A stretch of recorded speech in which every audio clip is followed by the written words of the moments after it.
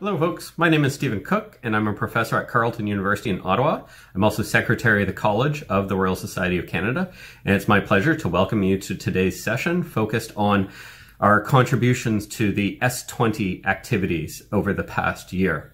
So as you're well aware, the G20 is something that Canada is a part of, and it is currently underway. In fact, this past weekend, the 21st to 22nd, the G20 leaders have met virtually. And leading up to that, there have been a number of other activities. They call them engagement groups, and they range from the W20, which is focused on women's issues, the Y20, which is focused on youth issues, the B20, which is focused on business issues, and so on. One of those groups is also the S20, S standing for science, and that's where scientific bodies from the various G20 countries come together and work collaboratively to identify key issues and develop theme papers and recommendations that are then brought forward to the leaders. This year, Paul Young, who is the International Secretary for the RSC, selected 4 members of the RSC to engage in this activity, and you're going to hear from all of those speakers today. The overall theme this year is Foresight Science for navigating critical transitions. And so that's obviously timely, given that there's a number of really important transitions that we're thinking about right now. I think front of mind, of course, is post-COVID transitions. That wasn't necessarily front and center for why these topics were chosen. It certainly is fed into there and shaped what was done, but it is fortuitous. So there are 4 tasks or task forces or themes under that broad umbrella. The first is the future of health, and today you're going to hear from our RSC representative Don Stacey from the University of Ottawa. Second is circular economy, and you're going to hear from Carly Kehoe from St. Mary's University, who also is the incoming president of the college. So congratulations to Carly. Next, you're going to hear about the digital revolution, and that's going to be from Wei Yu from the University of Toronto. And then finally, you're going to hear from me again, where I'm going to talk about connecting the dots. That's the fourth theme that tries to weave together all of the aforementioned themes. This is, I think, quite an exciting way to engage as individuals, as the RSC, in one of these global activities. There's lots of ways to become involved with the RSC. If you're thinking this is something that interests you, reach out to Paul Young. There are many opportunities for doing so. What we're going to do is play a series of short recorded talks, anywhere between 4 and 6 minutes. There'll be 4 of those. And then at the end, there'll be an opportunity to ask questions. So in the chat box, you can throw questions at us. All of our team members are available to respond when the time comes, and we'll moderate a short session afterwards. So hope you enjoy the talks, and thank you for your attention. I'm Dawn Stacey, a professor in the School of Nursing at the University of Ottawa and a senior scientist at the Ottawa Hospital Research Institute. I'm pleased to provide this presentation. I was asked by the Royal Society of Canada to participate on the S20 Saudi Arabia 2020 Science team, and in this presentation I will discuss the process, recommendations, and reflections. So the S20 was established in 2017 as the official dialogue with the science communities. And the purpose of our team was to prepare for the 2020 S20 Summit, a document on the policy and action recommendations to be communicated with the G20 leaders. Our recommendations were to include governance mechanisms, appropriate operating model, and key performance indicators. The S20 task forces that were set up, there were 4. One on the future of health, about preventing pandemics and expanding personalized healthcare. The second one on the circular economy, a holistic solutions for our environment. Third was the digital revolution, achieving universal connectivity and smarter communities. And the fourth was connecting the dots across the previous 3 task forces with a focus on foresight science for navigating critical transitions. And I've highlighted the future of health and navigating the dots because these are the 2 task forces that I was asked to participate on. So in terms of the composition, we had a lead from the S20 Saudi Arabia on our teams. We had a co-lead from a G20 Science Academy. We had members selected with the input of the S20 Sherpa. We had a transparent selection process, balanced representation from across the S20 science communities. And we had about 40 members on the task force. In terms of the interactions, we had meetings and telecommunications that used to develop the policy papers and the recommendations. Surveys were conducted to identify key task force policy issues.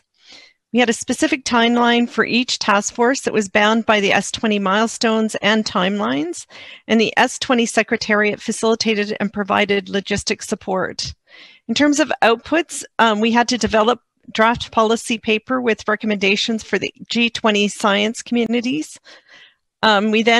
This was based on the final version of all policy papers, and the final S20 communique was produced and then signed by the G20 Science Academies.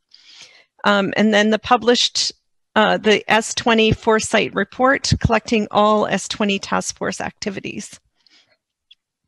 So I'm going to speak a little bit about the 2 task forces that I was available or participated on.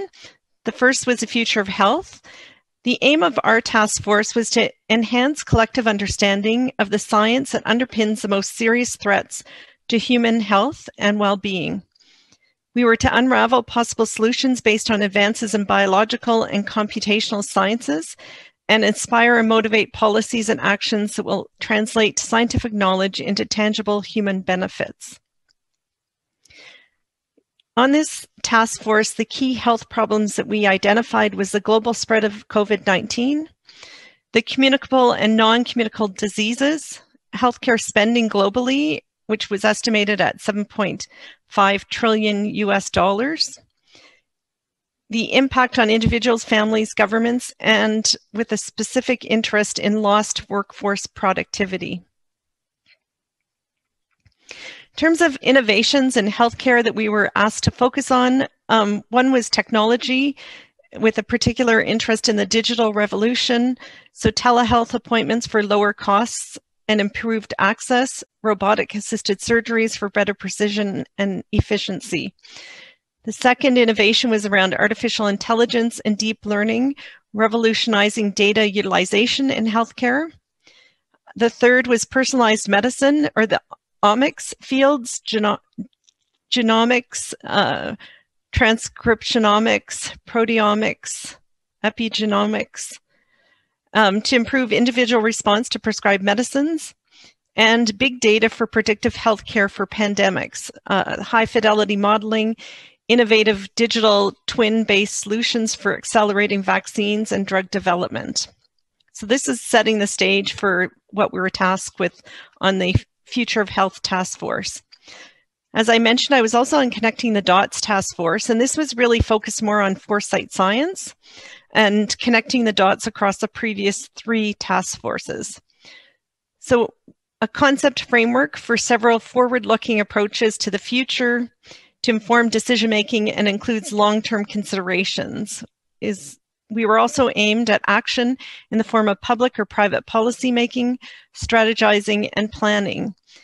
And in terms of foresight science, we were discussing multiple foresight methods such as horizon scanning, modeling, data analytics, forecasting, Delphi surveys, scenarios, and trends analysis. Stephen Cook and I were both on the Connecting the Dots task force, and we joined together to respond to the Canadian survey. And we had meetings set with the Public Health Agency of Canada, the National Research Council, and Policy Horizons Canada. We had a very limited time to respond to the survey, and it was done over the week of July 1st, which created other challenges with reaching and connecting with the scientific advisors of the various Canadian agencies. when we met with these three agencies and were gathering information to respond to the survey, we realized that Canada has been recognized as a real leader in foresight reports and foresight science. And the Policy Horizons Canada was in the survey as an exemplar of foresight science. But in our recommendations that we added into the survey from the Canadian perspective, we're really focused around providing more encouragement and recognition of the importance of foresight science. And another main recommendation that we came up with was around having a hub of information exchange. With COVID-19, there were many different countries, many different teams conducting multiple systematic reviews on use of masks and hand washing, and there was very little sharing of science across countries. And so we also recommended that there be a hub where the countries could come forward and share some of these key reports that would help support improvement of science and the future of health, circular economies, or the digital revolution. So in the end, the 10 recommendations was to advance existing pandemic preparedness towards an internationally collaborative framework to monitor and respond rapidly. The second recommendation was to promote advanced therapy and precision medicine research to enhance personalized care. And those two were primarily coming from the Future of Health Task Force. And then if you jump down to the bottom, number 9 is support foresight research based on robust science. And the 10th was to establish a platform upon which to implement and foster collaboration. So the last thing I was asked to do in this presentation was to reflect around my experience on the S20 2020 committees. And I found it to be a really enlightening experience. One of the first things that I suggested was that we should also include views of the public and outreach to the public, but given the tight timeline between May and August to come up with these 10 recommendations, there wasn't time for outreach in terms of getting public views on research science priorities. I found it very interesting to hear the perspectives of the other country representatives and the process by which we arrived at the 10 key recommendations. And I truly believe the 10 recommendations did reflect the work that we'd done in each of the individual committees, or the committees I was involved in. Being involved on 2 committees I found was much better in terms of understanding of the process, and where one committee lacked in terms of communication, the other committee did provide that level of communication and meetings. And so between the two, I was able to follow along quite well in terms of the S20 task force work. It was very fast moving. As I mentioned a couple times, we were assembled in May and we had to deliver our reports for each of the task force by August. And so there was a fairly rapid turnover in terms of administering the surveys, collecting the data for the surveys, analyzing the data from the surveys to come up with what each of the task force identified as recommendations. I found it extremely helpful working with Stephen Cook, but interestingly did not have contact with the other 2 Canadians from the Royal Society during the information gathering. We only connected at the end of August, I think, when most of the work was done. So in terms of suggestions for moving forward, I would encourage the Royal Society of Canada to provide an orientation for Canadians on future S20 committees and connect across the Canadians, because I think we could have maybe done a little bit better if we worked the 4 of us together. And I just like, my final reflection really comes from one of the members from the UK community who said, this is really a rare opportunity that we are asked as scientists to create a list of recommendations for science, and we need to use it wisely and really put our best foot forward on what we would want to recommend. And so after hearing his comment, I realized this really was a rare and pretty impressive experience to be able to participate on the S20 2020 committee. Thank you for providing me the opportunity to share my reflections on this process with you.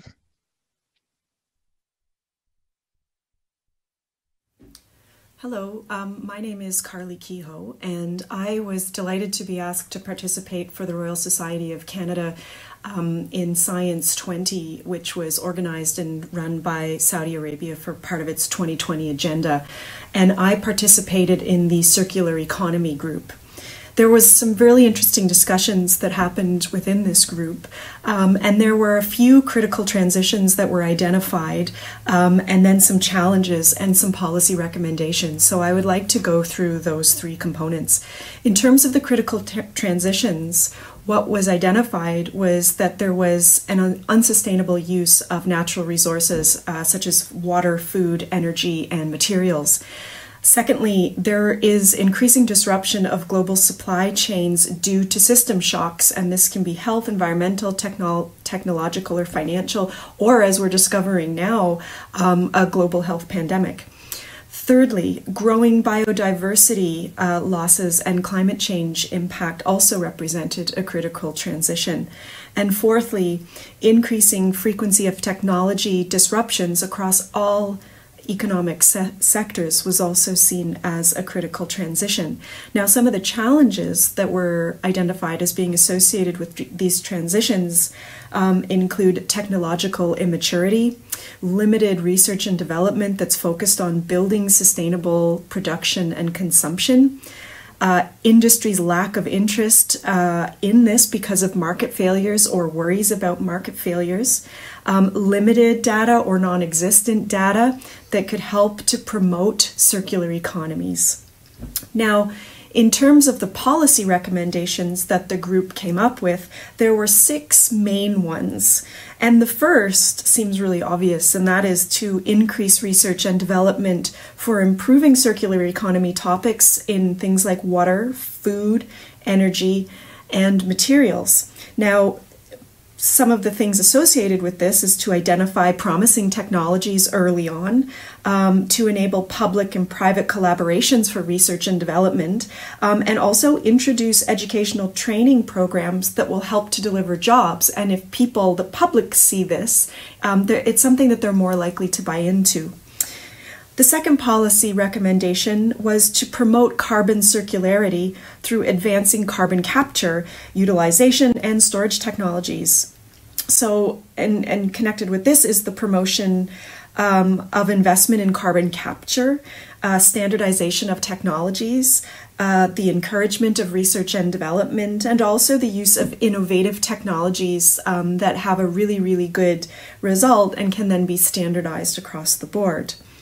Third policy recommendation is to develop an integrated and efficient closed-loop system or closed-loop systems approach to natural resource production, distribution, consumption, and disposal. And this is one of the things associated with this was to leverage advanced digital technologies to improve efficiency and resilience of natural resource utilization. Fourthly, was the recommendation to encourage cross-sectoral, bilateral, and multilateral scientific collaboration to advance research and development of circular economy systems and policies. And you're seeing that research and development, the need to do that more, is a consistent theme in all of the policy recommendations. And with this, with the fourth policy recommendation, here, they're identifying really the need to open access for sharing of research so that there can be a standardization of circular economy data so that more people can make use of it. And then also to develop international guidelines, internationally accepted guidelines, and to establish more partnerships so that people are working together for a common goal. The fifth policy recommendation is obvious. It's pretty obvious actually, and it is to increase awareness on opportunities for circular economy from environmental, social, and economic perspectives. And basically what this means is help people understand what all of this means through tailored programs. If the public doesn't understand circular economies, it's really difficult for them to buy into it. And then finally, the final policy recommendation is to develop indicators, values, and track the progress to facilitate the transition towards a more circular economy. And this is basically the introduction of monitoring systems. all of these things were really important. But one thing that I added, and I'm a historian, so I come from the humanities background, and I was outnumbered significantly in this group. One of the things that I wanted to flag is the need, when we think of a circular economy, it's the holistic cradle-to-grave valuation of the social, economic, and environmental dimensions of resource utilization and waste production and reduction. Now, when we think of the interconnectedness of complex systems like this, one thing that's really important is that we don't lose sight of the actual people who are going to be affected or involved in this.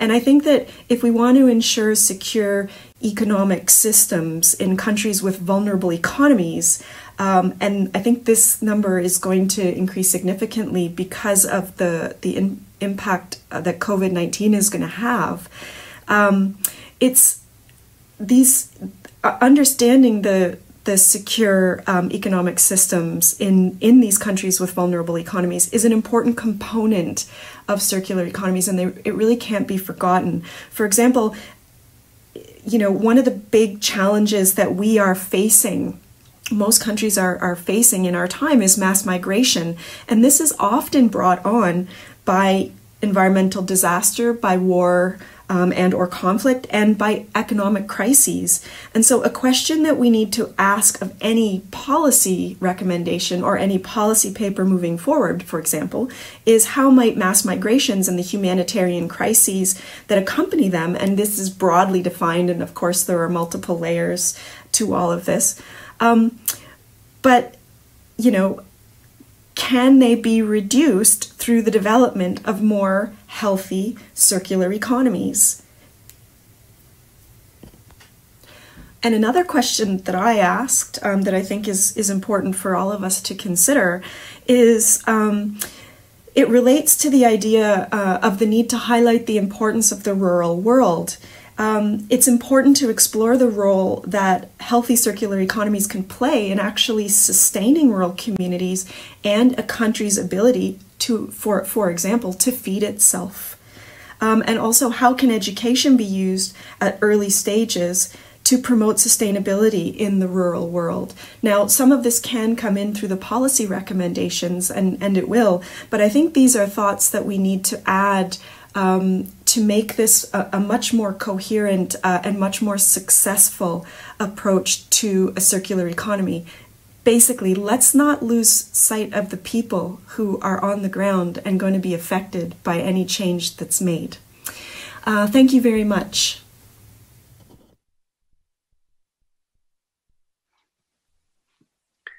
My name is Wei Yu. I'm a professor and Canada Research Chair in Information Theory and Wireless Communications at the University of Toronto. I'm a member of the College of the Royal Society.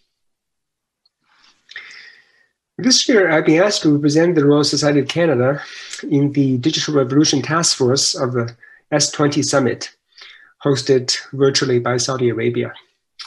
The task force consists of the representatives from the National Science Academies of the G20 nations, as well as participants from the host country.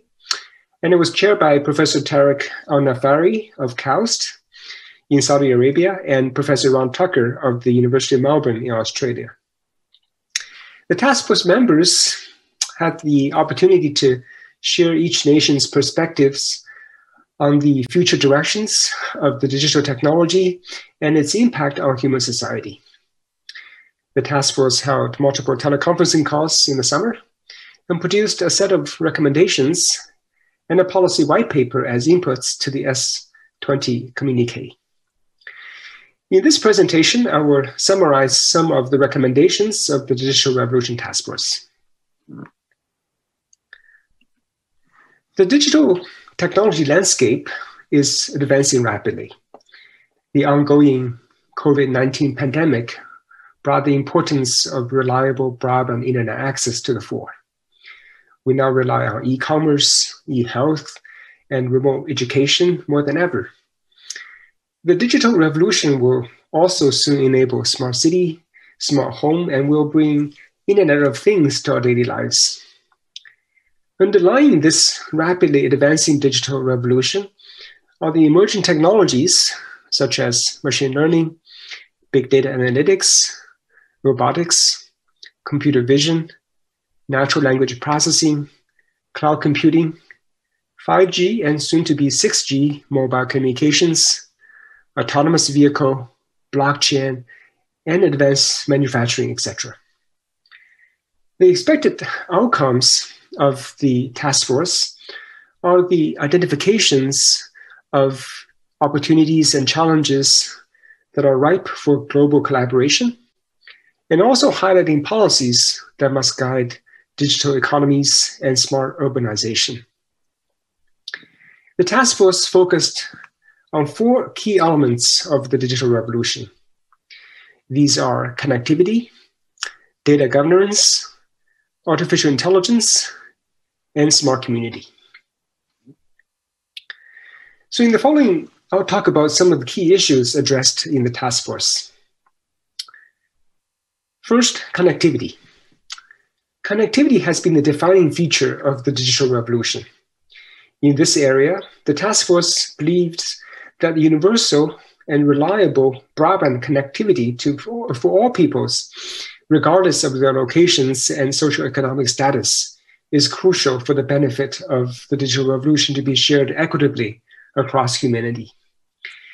This is especially so for remote and indigenous communities, such as Canada's North, where resilient and broadband connectivity is indispensable for universal access to e-health, to online education, and for access to economic opportunities. In terms of data governance, data is core to enabling digital revolution. Policies and regulations to strengthen the governance of data are therefore critically important, and this includes data fairness, unbiasedness of AI algorithms, and guarantees of privacy and security to the end users.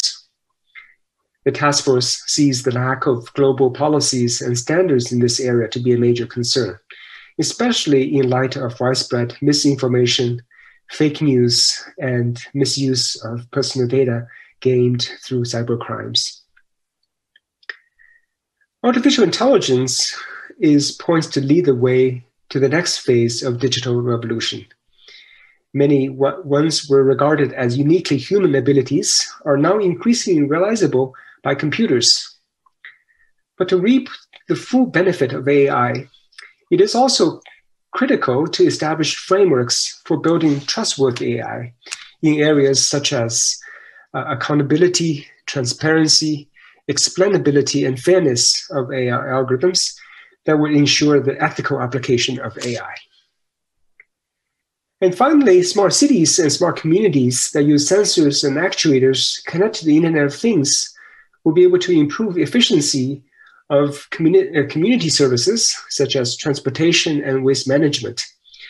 The use of smart city technologies for improving sustainability is an area that is of key interest to the task force.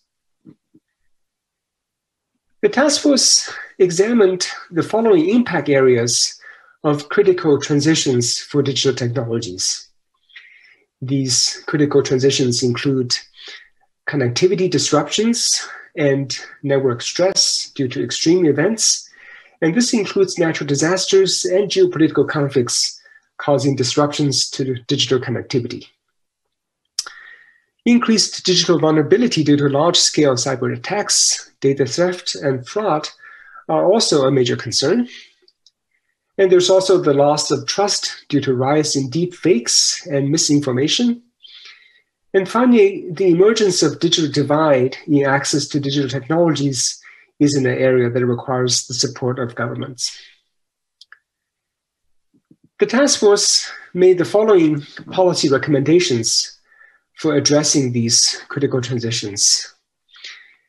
They include bridging the emerging digital and social divide, establishing a global platform to enhance cross-sector collaboration, planning for a future digital enabled society, and reducing vulnerabilities and enhancing security and resilience of digital infrastructure, And finally, in reducing environmental impact of digital technologies. These policy recommendations were inputs to the S20 communiqué, and the final communiqué contained 10 recommendations from 4 task forces, and 3 of these recommendations are related to digital revolution. So these recommendations include bridging the emerging digital divide to ensure that all people on the planet have access and capability to use digital technologies and the internet, while ensuring privacy, resilience, and security of the digital networks and devices, and also improving the sustainability of digital infrastructure, including end user devices, and improving opportunity for smart city technologies to contribute toward a cleaner environment. And also adapting a multidisciplinary approach to plan for a human-centric, digitally enabled society of the future, in which digital infrastructure is fully embedded in the entire social, educational, political, business, and culture landscape. The S20 process is an example that illustrates the importance of multilateral engagement and consensus building for addressing global challenges. As the representative of the Royal Society of Canada, I've had the privilege to interact with colleagues from G20 nations and to share Canada's perspective and to voice our opinions. The S20 communiqué is now available on the G20 website, and my contact information is also included on the slide. Please get in touch for any questions or for any future further information. Thank you.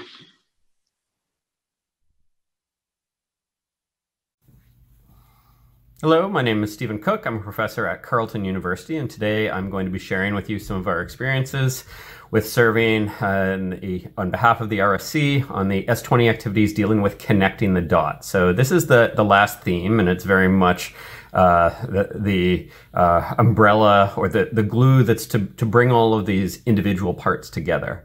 From the beginning, I'll say that this was inherently challenging because these were not done in sequence. In an ideal world, the activities or themes that you've just heard, 1, 2, and 3 would be completed, and then we would be able to reflect on those and then attempt to connect the dots. But given the aggressive timelines with these activities, that did not occur, so they occurred in parallel, whereby we focused on some of the areas in foresight science where there was, we thought there would be relevance, and then at the end circled back to ensure that we did a reasonable job of weaving in relevant information from the other 3 themes. I guess I'll start off by defining what foresight science is. It's something that I think we probably take for granted in that it happens every day when we sort of ponder the future and plan. We do that as individuals, we do that as researchers, and we have various agencies and organizations in this country that do it on our behalf. So foresight is an organized social process to create actionable and domain or context-specific information or knowledge about the future. It's not meant to be a crystal ball. It's not meant to predict the future. It's about being prepared for a range of plausible scenarios. Some of those scenarios are more likely to occur than others, but nonetheless, it means that there's been time taken to consider what those different scenarios are and how we might respond and what type of preparation needs to take place. In Canada, the idea of foresight science is very much embedded in a variety of organizations. So thinking at the federal level, the National Research Council, Public Health Agency of Canada, Health Canada, this is all very much the norm. We're also fortunate in Canada to have a world leading body in this space called Policy Horizons Canada, which their reason for existence is to conduct foresight activities and try and build that capacity within various federal agencies in Canada. Some of the sort of bread and butter tools used in foresight include things like horizon scanning, forecasting, trend analysis, sometimes Delphi techniques, and so on. It's actually developing very much as a discipline and a knowledge domain in and of itself. One can go and take advanced graduate training in the realm of foresight science, and that's pretty new in the big scheme of things. And there's been certainly a lot more thought about that of late. So what I want to do next is quickly walk through the 10 final recommendations that spun out of this entire exercise. And then I want to dwell on the last two, which really are focused on connecting the dots through foresight science and really thinking ahead. So the first of the 10 recommendations or actions that came out of this overall process is to advance existing pandemic preparedness towards an internationally collaborative framework to monitor and respond rapidly to emerging diseases and handle future pandemics. You're going to see some things out of this example that I just gave you that actually connect back to some of the broader foresight or connecting the dot activities, in particular that need for international collaboration. The second is to promote advanced therapies and precision medicine research to enhance personalized care with a view to concurrently improve tech, cost, and accessibility. The next is to deploy policies and interventions to address the challenges that are arising from demographic shifts. And we can think about that both in developed and developing countries. Obviously, the G20 is comprised of the largest economies in the world, but that doesn't mean a significant amount of their effort is focused on thinking about the developing world. Fourth, develop an integrated and efficient closed-loop systems approach to natural resource extraction, distribution, consumption, disposal, and recycling. And you've heard some of our earlier speakers, Carly, mentioned explicitly the cradle-to-grave concept.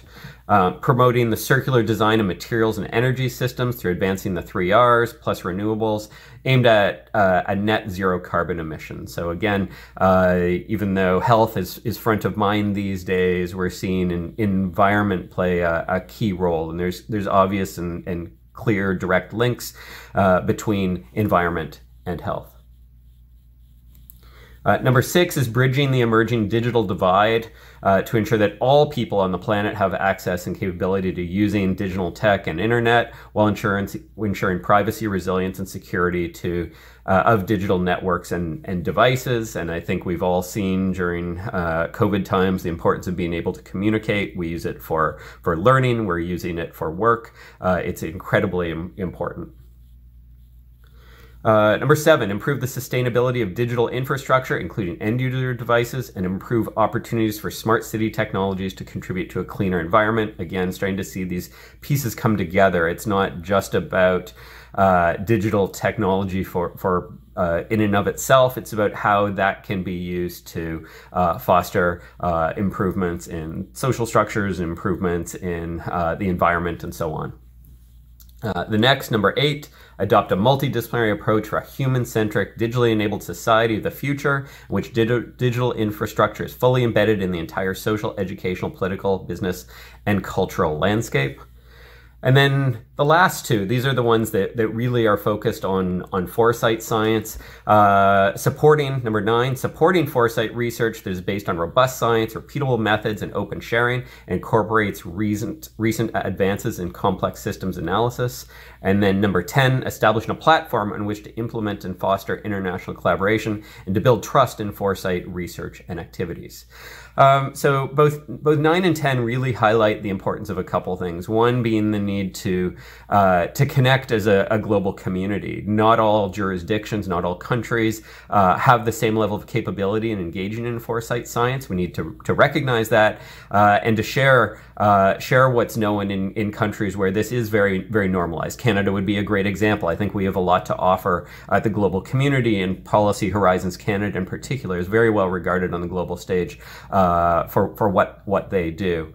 Another thought here is this idea of really trying to foster the development of foresight science more so as a discipline. So as I indicated, there's now opportunity to receive formal training in this space in a university context, but it's still somewhat fringe. I'm unaware of any departments of foresight science, for example, or if you were to ask the the average student, grad student, what is foresight science, I'm not sure they'd know exactly what that meant. So I think there's a lot that we can do in that space as well. It's really about creating platforms and opportunities for bringing people and knowledge together, realizing that all of the issues that we've talked about today are truly global. They're important, certainly at home here in Canada, but these issues spill over across jurisdictions and certainly spill over not just among from the G20 countries, but all of the world's citizens. And so with that, that concludes the formal presentations, and now we will transition to answering any questions that you might have. We've got a few discussion points that we will bring up if we need to get the discussion rolling. So thanks for your attention, and we look forward to a stimulating and engaged discussion. Thank you.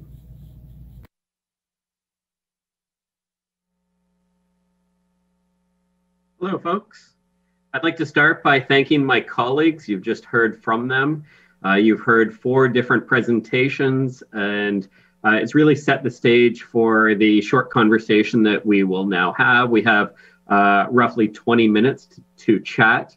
I should clarify that when I say chat, you are unable to speak, unfortunately. You're going to have to use your fingers to participate in this conversation. So at this point, we'd encourage you to use the chat function. I believe it's SLIO is the mechanism that you've been provided to ask questions or provide any comments that you would like.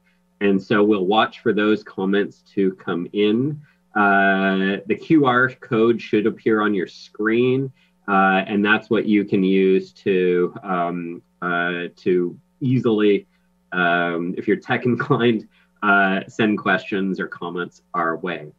So I'd like to, before we begin, I've got some questions that I'd like to pose to our team here.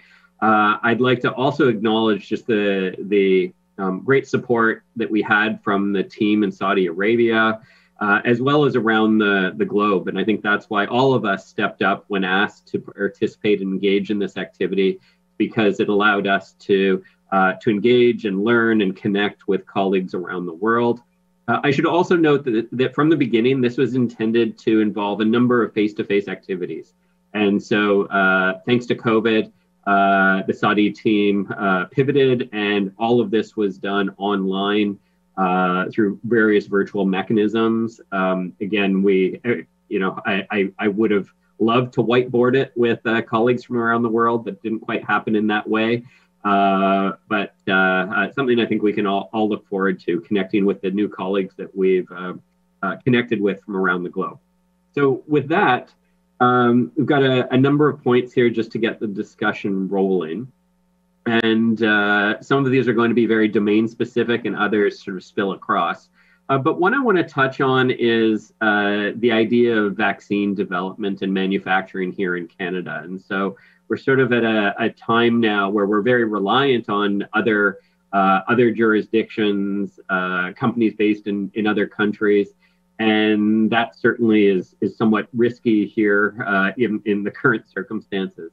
And this is a question that Dawn posed. And so I'm going to go to Dawn to start. And see what she has to say about this. And I'd ask that the other speakers ponder that as well and be prepared for a response if you have something to offer. So thank you, Stephen, for the chance to communicate on this issue around access to vaccines and actually the production. And I think this is definitely challenging because one of the things that's happened around the world is production has really gone to specialization in different countries, and then we purchase access from other countries. And I think COVID's really shown the light around how much isn't produced in Canada And this definitely has affected our access during COVID in particular.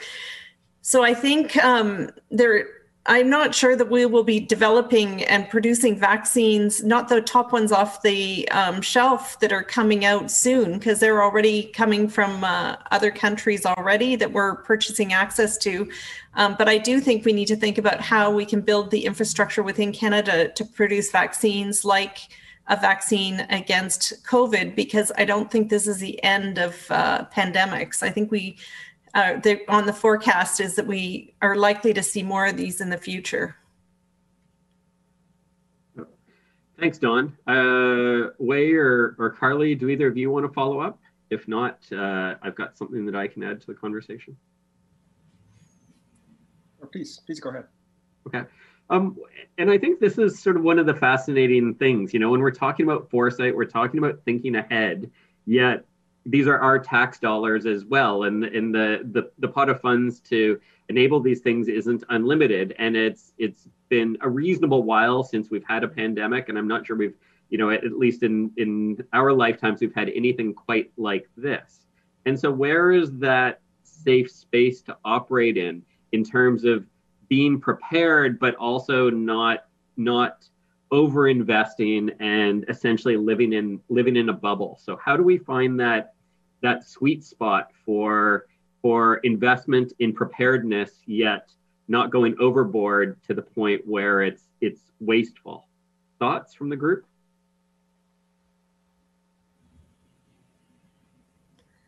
Maybe I'll go to you, Wei. Well, something else. I mean, I think this current situation really shows how fragile globalization is.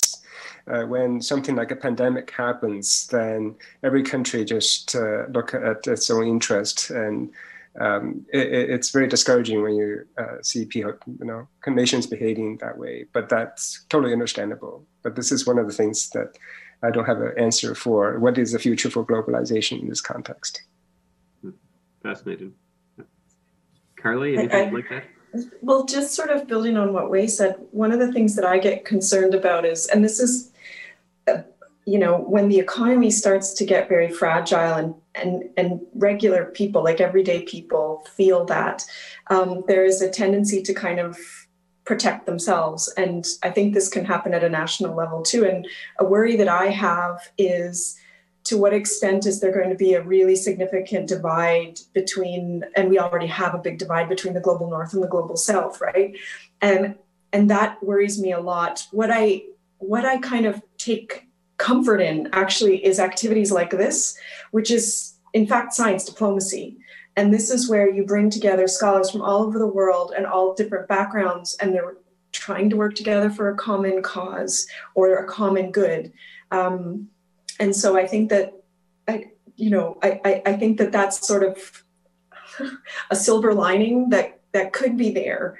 But I do really worry when people feel economically vulnerable, their reaction is to almost stand their ground and not open themselves up to new ideas, but to kind of protect what they have and almost stay static. Dawn, anything you'd like to add to that conversation before I go to a question from colleagues in the chat room? No, I think they covered it well. Thanks. Great. Okay. So we've got a question. I believe this is coming in from our colleague Gary Slater. It says, do you think that the public will trust what foresight scientists have to say? Again, it's not a crystal ball. It's a series of techniques and approaches, with various forms of rigor and biases embedded within each of them. So, will the public trust and will politicians trust and believe and invest or decide accordingly? Thoughts? Maybe I'll start with you, Dawn. Yeah, I found it quite interesting to learn about foresight science as my experience on this committee. And I think we need to build that credibility or respect for this type of science.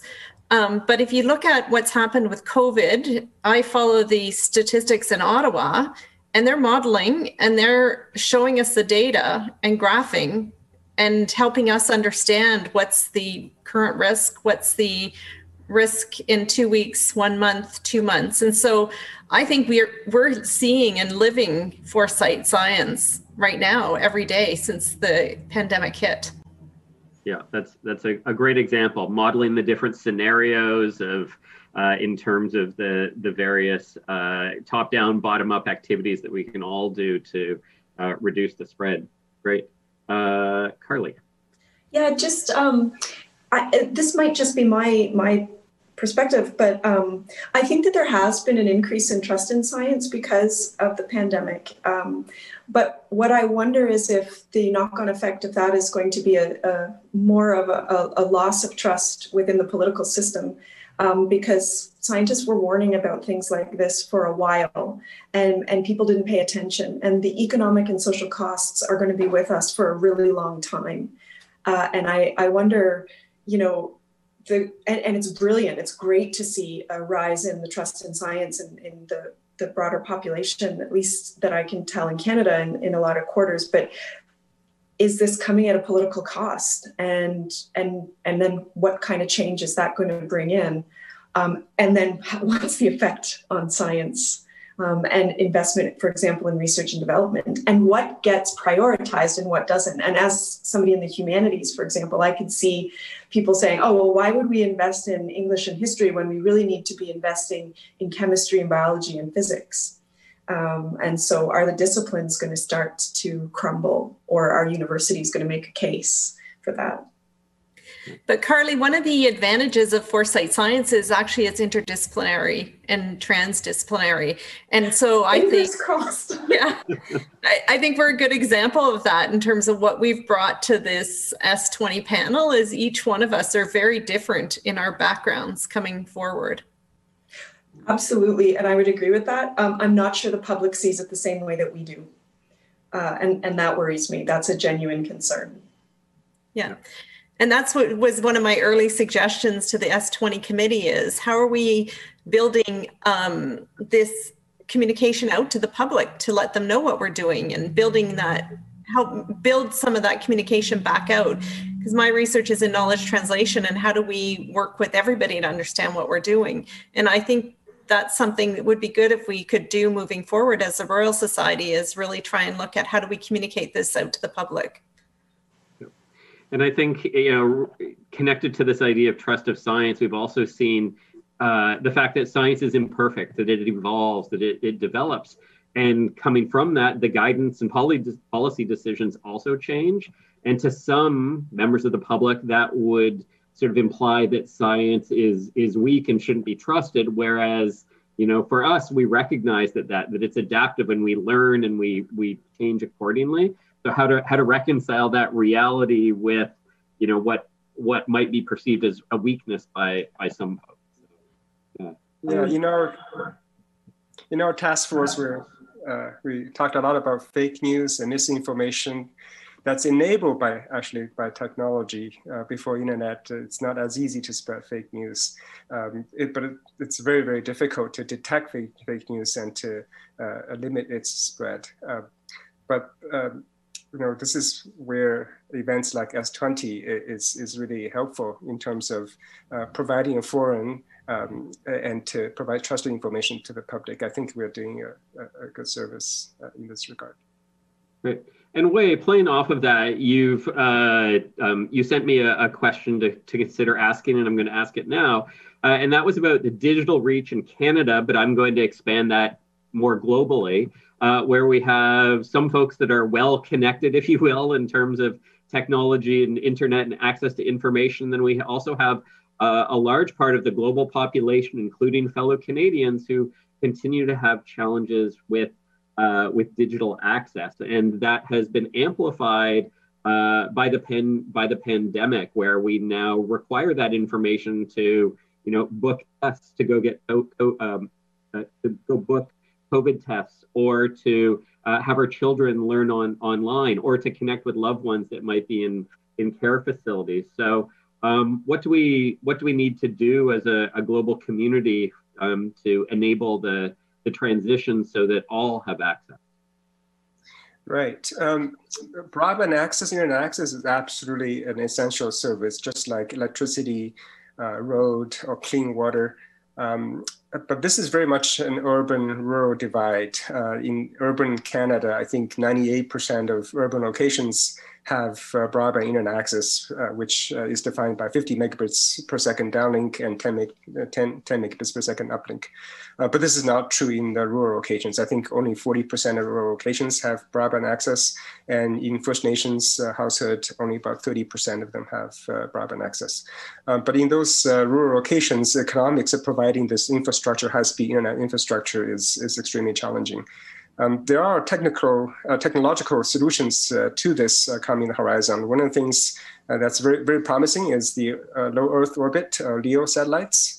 A number of companies are providing these LEO satellites at a distance much closer to the Earth than the geosynchronous orbits. So when there's a company in Canada launching hundreds of satellites, and SpaceX is thinking of launching thousands, tens of thousands of satellites. So this will provide much better coverage in the rural area. So these are technological solutions, but it's primarily a function of government support. It's just the infrastructure for providing these high-speed internet, laying fiber optics cables to the rural areas is very costly. I think there is a broadband access fund that Government Canada has set up, and their goal has been to provide broadband access to 90% of Canadians by 2021. So this is very hopeful. Great. I'm not sure if Dawn or Carly have anything they want to add here. Maybe I'll layer in and suggest that I think that if we think about digital communication as connecting people, I think we've also seen this connection of themes throughout everything that's been done in this S20 activity, and I think that's really been fascinating to see. I think when I started to consider what was happening in the health group that Dawn was involved with, or circular economy that Carly was involved with, digital transitions that you were involved with, I initially thought of them as being quite distinct and different, yet I think we've really seen them come together.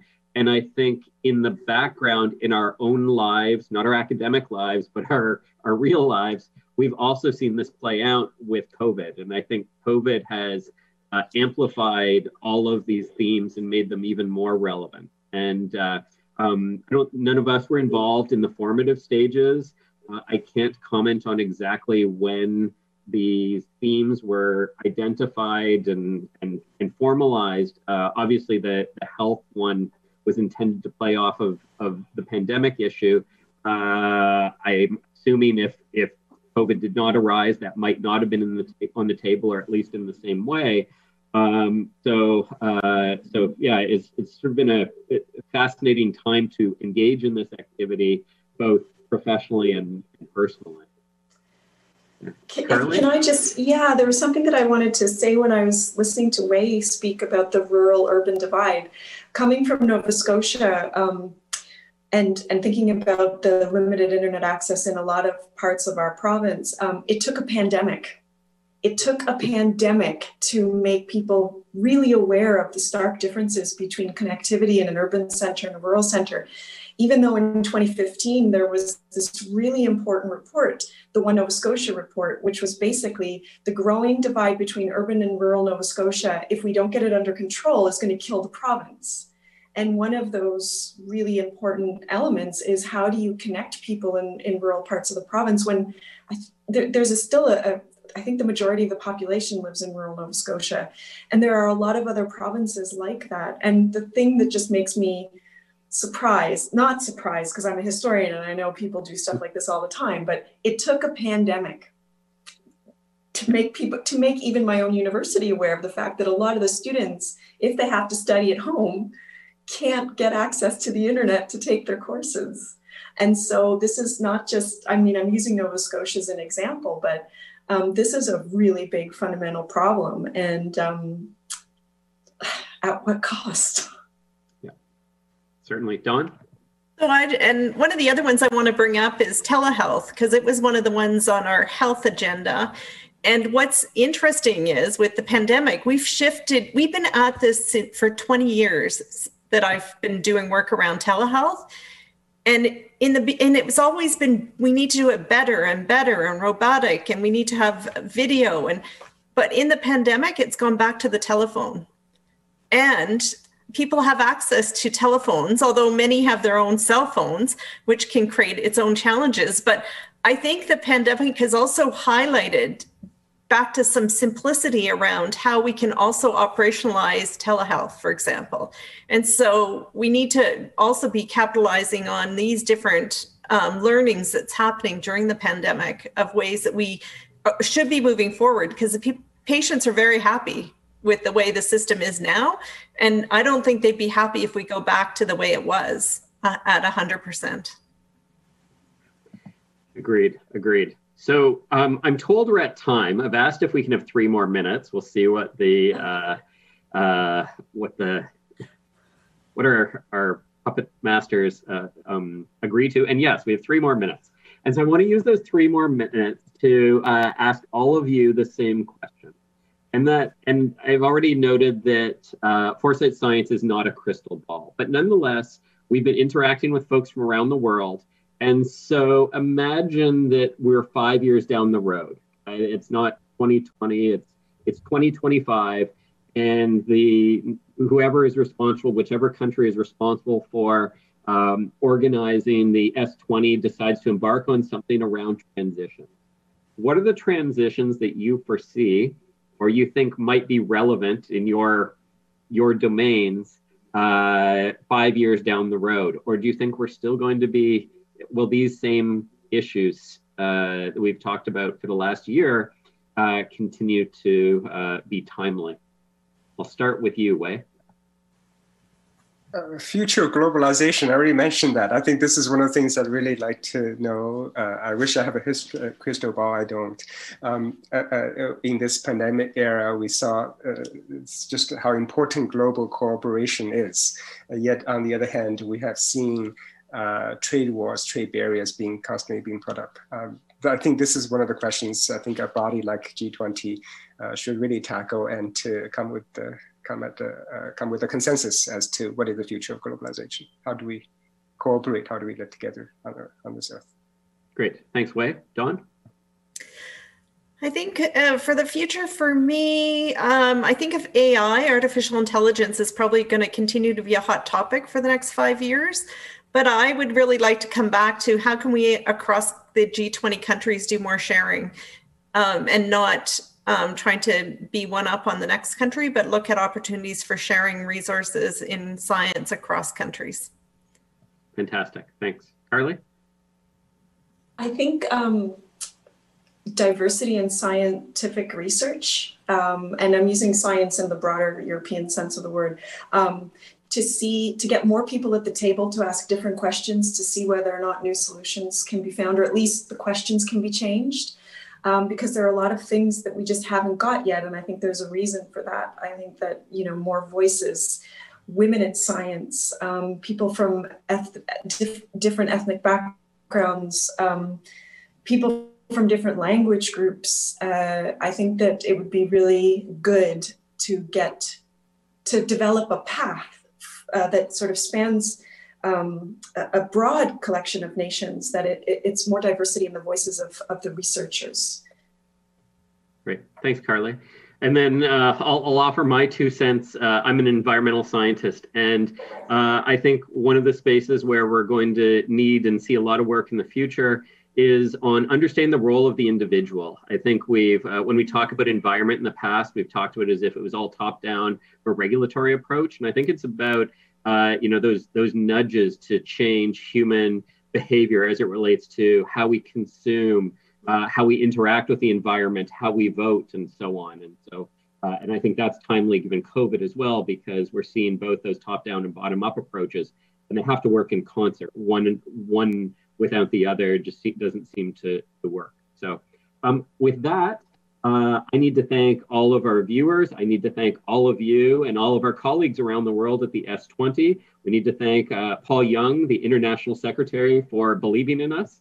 and giving us the opportunity to engage and serve the RSC in this way. And so with that, I'd like to bring this session to a close and wish everybody a wonderful evening.